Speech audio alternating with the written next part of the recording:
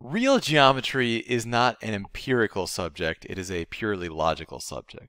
What does that mean? The word empirical means that it is based on direct physical evidence.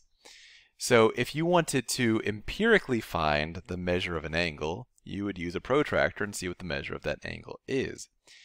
And when you do, pretend geometry when you're a little kid, when you have like a geometry section in your second grade math book, that's what you do. You use a protractor and you measure the angles. And that's kind of a nice thing to do, but that's not what real geometry is about. Real geometry is about logic, it's about proofs.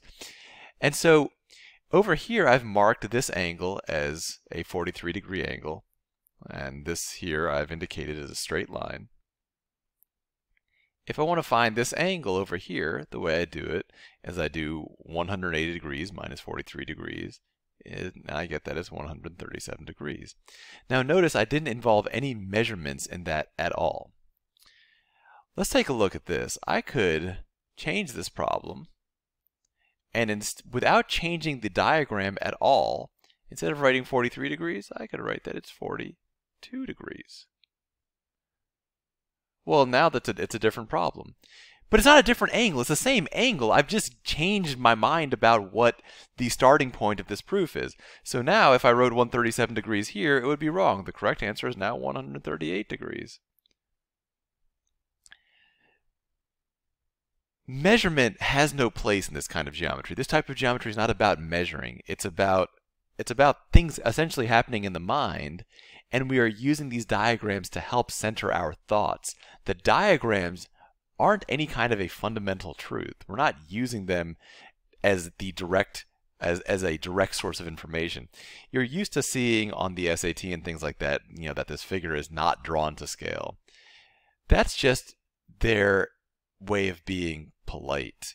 What the people who write those questions, they all know enough math to know better than to even bother to write that. What they really want to write, what they would normally write, is it doesn't matter if the figure is drawn to scale. The figure doesn't matter. The figure is just there to guide your thoughts. The figure is not a source of accurate information at all.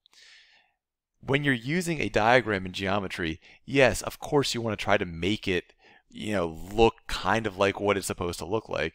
Notice that this is 42 degrees, but if I made this 142 degrees, yeah, fine, it would still technically work. But now this is just a confusing to look at diagram.